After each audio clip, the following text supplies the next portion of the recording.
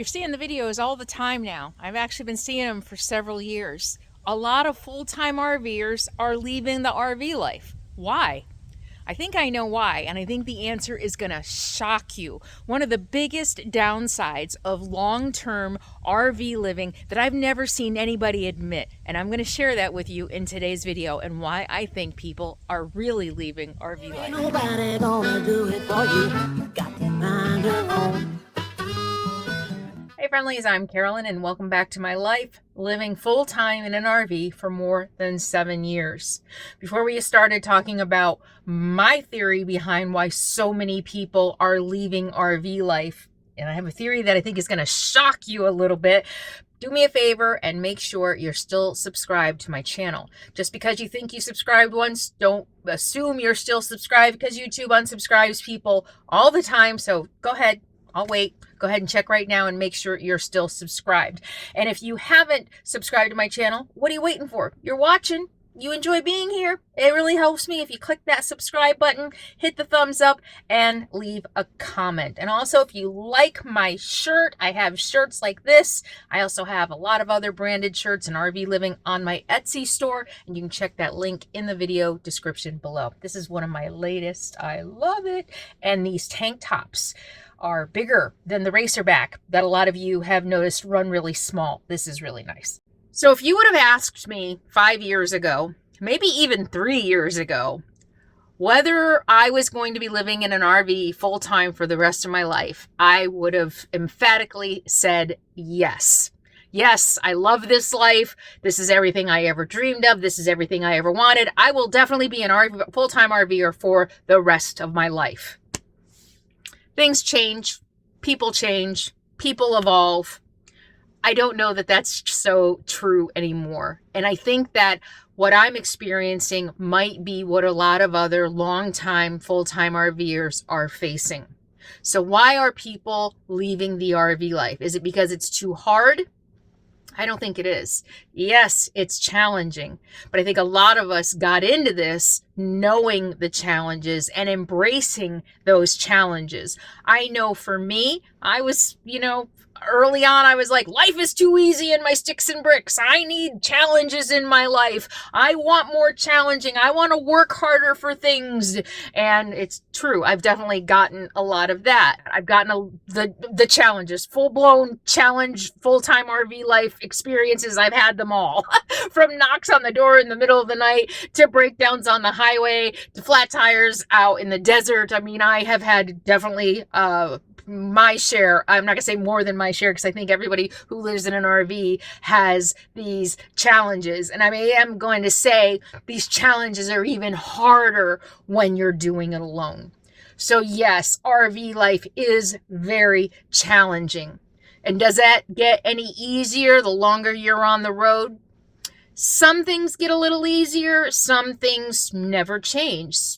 Like dealing with breakdowns, you're driving your home, you're always going to have those types of challenges. So while certain aspects of our RV life definitely get easier the longer you're on the road, like knowing what roads are worth driving down to find good boondocking and what roads aren't. I don't know how much I've really learned that, but I've definitely I'm more restrained than I used to be about the roads that I drive on. Definitely. I've been on some freaking scary roads, and now it's like, you know what? It's not worth it. I'm just going to camp right here. So there is definitely some things that come with experience that make this lifestyle a little easier. And that's where the reason I think a lot of people are leaving come into play. I think it becomes boring. I know, that's going to shock many of you. How the heck can your life be boring? I'm bored. I'm not going to lie. I'm in a rut. When I first started this RV life, I envisioned working a lot less than I do. I never imagined I would start a new business. And as many of you who've been around a while know, this is my business, and it is more than a full-time job. And I imagined that I would do my marketing consulting business. I would take on project work. I would earn a lot less, so I wouldn't have to focus so much on money, because this lifestyle costs a lot less than my older life. But what happened is I grew a new business. But still, even with that, even if I didn't grow a new business, even if I had just stayed with the consulting, I think a lot of RVers get burnout. We get bored. And I'm going to talk about this more in a minute. Something that I think is going to shock you, that I've never heard anybody else talk about in videos. So how can you get bored? Well, you know what? I pick up and move every 2 weeks. And I move to a new spot in the woods. I mean, nothing changes. It's the same. It's just a new spot, right? I go on hikes every day. Okay, different views. Okay, different things to explore. And I'm not going to say like my whole life is boring. I still very much love traveling. I love seeing small towns. But even that, it's like, have I been here before? This looks really familiar. They all start looking the same after a while. Anybody who's traveled a lot, I know a lot of truckers are here, say yes below if you know what I'm talking about. It literally has gotten to the point where it's like, have I been to this state park before? It looks really familiar. Have I driven through this town before? It looks really familiar. And somebody asked me once if I track the places that I've been, and I don't. The only tracking I have are my videos. And so even that becomes a little boring. Not going to lie. 7.5 years. I've covered every state. I mean, I went to Hawaii before I hit the road, but I've covered every state in my RV. I've boondocked in almost every state. And I'm not going to lie. It gets a little passe. It gets a little like, okay, yeah, there's another tree. There's another gorgeous mountain. There's another this. There's another great view. Oh, another gorgeous sunset. I can't tell you how many pictures I have of sunsets. And I'm not going to say that I don't take a moment to appreciate them all the time. I do. But here is the biggest thing about being a long-term full-time RVer that's getting to me, and I bet gets to a lot of other people who are leaving the lifestyle. We're doers. We're adventurers. We came out here, I think, as a project. I think for many of us, it's a new project. We fix up our RV, the project of finding new boondocking, of where am I going to sleep tonight, of dealing with repairs on the road, of dealing with the challenges. It's a project. After a while, you master that. You do. If you break down on the road, you know how you're going to deal with it. You know it's going to be uncomfortable, but you're going to deal with it. If you have to have repairs and sit in a shop all day, you know how to deal with it. It becomes secondhand. It becomes your life. It's not a fun project anymore. It's not a new adventure. It's your life. I think that's human nature. It's your life. And I think for those of us who really came out here seeking adventure, seeking a project, 6-7 years on the road, you're like twiddling. Okay. All right, let's go hike another forest road. Now let's see what trail is around here. We'll do another hike in between working. And here's the biggest thing that I'm starting to notice. And I've talked to a couple friends who were also thinking, this is a couple years ago. I have a friend who was thinking about getting off the road a couple years ago, and we were talking about it. She was looking for property. And the biggest, thing of boredom about being a full-time RVer is that you're traveling to RV parks or camping on public lands and it's not yours. You can't plant a garden. You can't build a fence. You can't build a shed. You can't even go out and chop down a tree for firewood. You can't do anything because it's not yours. You have no control over somebody pulling in and camping right next to you. You have and it's gotten worse. People, criticize me all the time for talking about people who break the rules and don't think about other people. It's gotten worse over the last 7 years. More and more people are out here doing this. And it seems even with more people out here, I think we can all agree that the country has just gotten meaner, more selfish in general. I think we can agree. People in general have gotten meaner and more selfish. I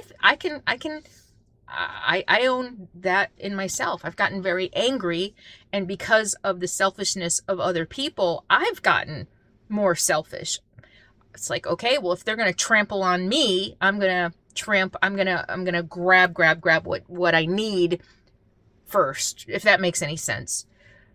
So the biggest aspect of boredom for me, and I bet if you asked all the other full-time RVers who are leaving the RV life, and I think their next move can attest to this, almost every single one of them buys land and homesteads, is that we're bored, that we have no project anymore that inspires us, that motivates us.